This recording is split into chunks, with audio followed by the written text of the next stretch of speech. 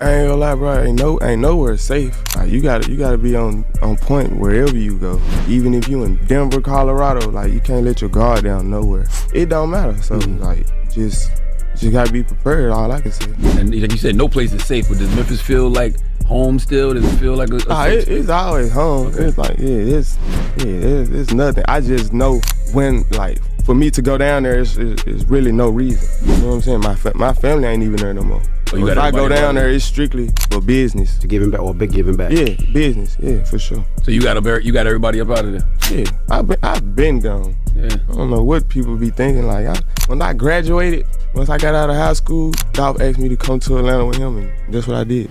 I've been out of Memphis. I just don't let everybody in on my business, basically. You feel like Memphis is a place where they don't like to see their own? Oh yeah, we crabs in the bucket for sure until you get to a certain extent. November 17th, 2021. Key Glock loses the man who raised him in the industry. His uncle, his mentor, young Dolph, shot and killed outside a cookie shop in Memphis. Most people in that position fold. Key Glock did the opposite. He built one of the most legitimate independent empires in modern rap, and he did it standing entirely on his own 2 feet, carrying a label that wasn't even supposed to be his to carry yet. This is the story of what that empire actually looks like, dollar by dollar. Marquavius Cathy was born February 3, 1997, and grew up in South Memphis, one of the highest poverty and crime rate areas in the entire country. The way out for him was always going to be music, and the connection that changed everything was blood. He's the nephew of Adolph Robert Thornton Jr., known to the world as Young Dolph, a man who turned down major labels repeatedly, built paper route empire from the ground up, and lived by one principle above all others: own everything you create.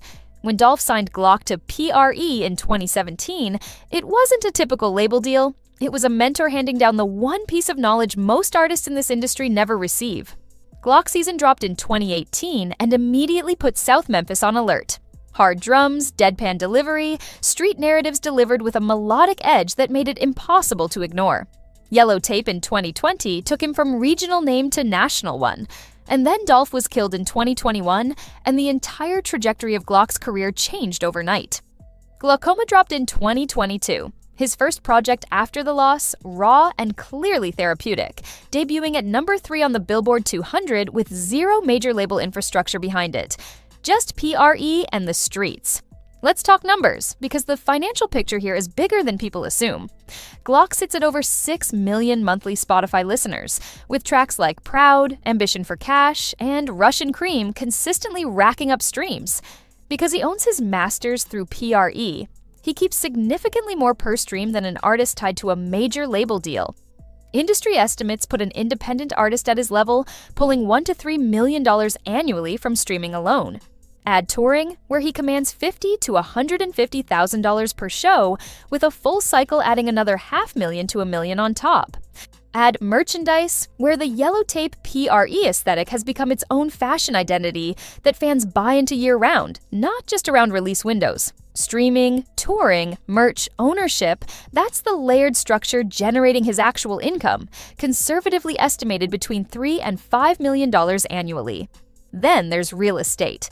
Glock keeps this side of his life intentionally private, which tracks with how he operates generally, but what's known publicly points to a substantial primary residence outside Memphis, fully owned rather than rented, plus indications of additional property investment back in the city he came from.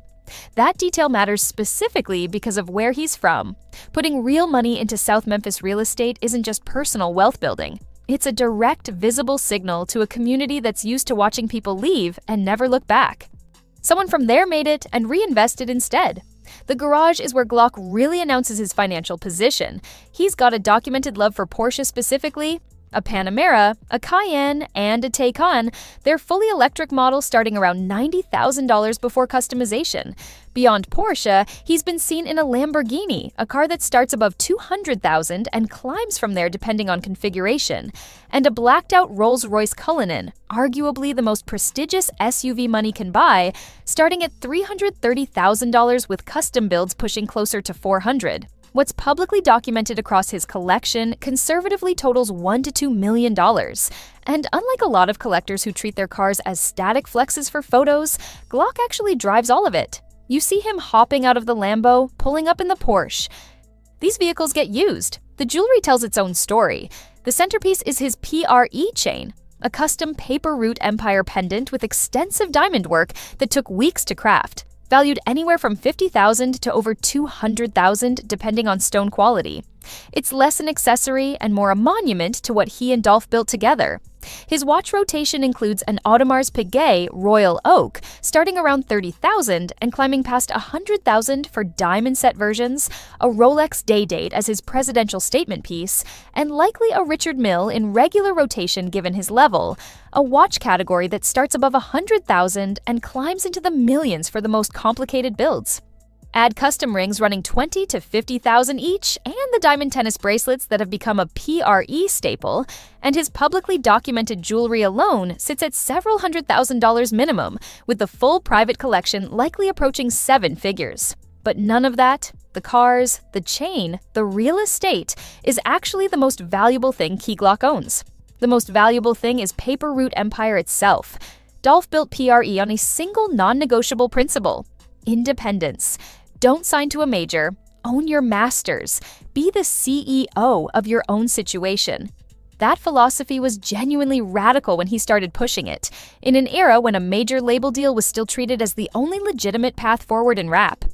Dolph proved that wrong repeatedly, moving real numbers, selling out shows, and building wealth that label-signed artists at his level simply couldn't access, all without giving away a percentage of what he created. Signing Glock in 2017 was Dolph extending that exact vision to the next generation. What they built together as a catalog speaks for itself. Dumb and Dumber hit number 4 on the Billboard 200. Independently, no major label pushed behind it whatsoever.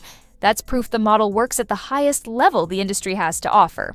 Then Dolph was killed, and the real question became whether any of it would survive without him. Whether the label folds, whether Glock walks away from a responsibility he never signed up to carry alone. He didn't. He stepped into a leadership role nobody expected him to take on this early in his career, and you can hear that weight directly in the music that followed.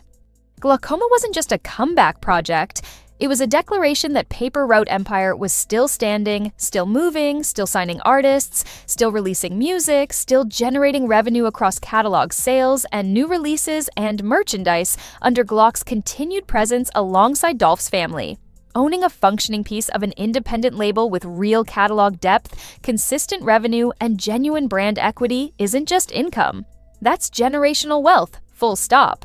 On November 17, 2021, young Dolph was shot and killed walking out of a cookie shop he regularly supported, specifically because it was a Black-owned business in his own community.